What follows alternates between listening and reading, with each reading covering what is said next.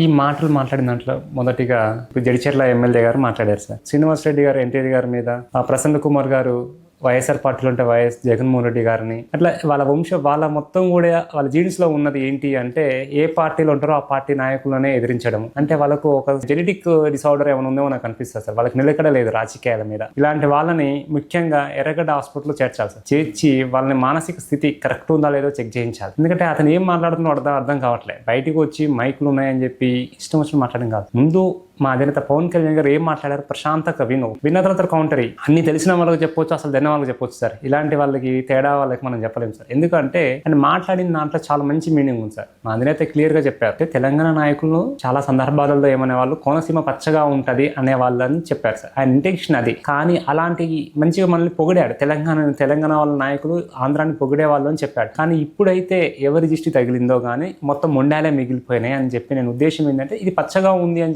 చెప్పడానికి ఇంటెన్షన్ చెప్పారు తప్ప ఆయన వ్యక్తి ఎక్కడ కూడా తెలంగాణ కించపరిచేలా కానీ, తెలంగాణ నాయకులను కించపరిచేలా కానీ, తెలంగాణ ప్రజల భావాలను దెబ్బతీసేలాగా మాట్లాడలేదు. అలా జగన్మోహన్ రెడ్డి దృష్టి తగిలి ఉండొచ్చు కదా. ఆయన యొక్క లెగ్ ఐరన్ లెగ్, ఆయన దృష్టి తగిలిదని ఎందుకు అనుకోవద్దు. అనుదీప్ రెడ్డి గురించి మాట్లాడుతాం సార్. ఫస్ట్ మొదటిగా ఆయన తీసింది అతను ఒంటరిగా పోటీ చేయి, అది టాపిక్ సంబంధం లేని టాపిక్ మాట్లాడి కూడా మాట్లాడారు సార్. ఎందుకంటే మనది మానసికంగా డిసార్డర్ ఉంది సార్ ఆయనకి. సో ఆయన ఎర్రగడ్డ హాస్పిటల్లో ట్రీట్మెంట్ చేయించాలి. ఇంకా ఆయన గురించి మాట్లాడుకుంటా సార్. ఇది ఆయన ఎలక్షన్ లో ఇచ్చిన అఫిడవిట్ 3,69,000 ఇన్కమ్ ట్యాక్స్ కట్టింది sir. So last financial year 22-23కి ఇది ఆయనకన్నా ఆదాయం వచ్చి 4 లక్షల లోపు. కానీ ఈ రోజు ఆయన అనుభవిస్తున్నవి చూస్తే మన తెలంగాణలో ఎవరు కూడా అంత రాజభోగం ఎవరు ఉంచట్లేదు. రాజుల కాలంలో ఏ విధంగా ఉన్నాయి. ఇంట్లో చూస్తే మంచాలు వెండి, కుర్చీలు వెండి, బాత్రూమ్ లో ఉన్న ఐటమ్స్ కూడా వెండి ఉన్నాయి సార్. అంటే ఈ డబ్బులన్నీ ఎక్కడి నుంచి వచ్చినాయి? ఇంత పేదవాడికి అంత డబ్బులు ఎక్కడి నుంచి వచ్చాయి? 4 లక్షల రూపాయలు అంటే ఈరోజు సామాన్య శాలరీ. సో ఈ 14 నెలల్లో తెలంగాణ రాష్ట్రం మొత్తం పేదరికంతో ఇబ్బంది పడుతుంది. రాష్ట్ర ప్రభుత్వం కొన్ని పథకాలు డబ్బు లేక నడపట్లే. అలాంటి సమయంలో మాత్రం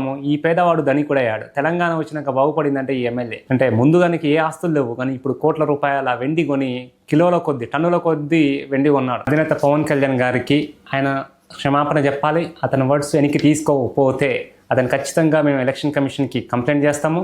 ఎక్కడి నుంచి ఆదాయాలు వచ్చినాయి, ఆదాయపు శాఖకు కంప్లైంట్ చేస్తాము. అతి ముఖ్యంగా సంగారెడ్డి జిల్లా చేవెళ్ళ గ్రామంలో అతను నడుపుతున్నటువంటి టైర్ ఫ్యాక్టరీ నుంచి పొల్యూషన్తో వందల మంది ఆరోగ్యం ఖరాబ్ అవుతుంది. చేవెళ్ళలో ఉన్నటువంటి విలేజ్లలో చాలా మందికి ఊపిరితిత్తుల ప్రాబ్లమ్స్ వచ్చాయి.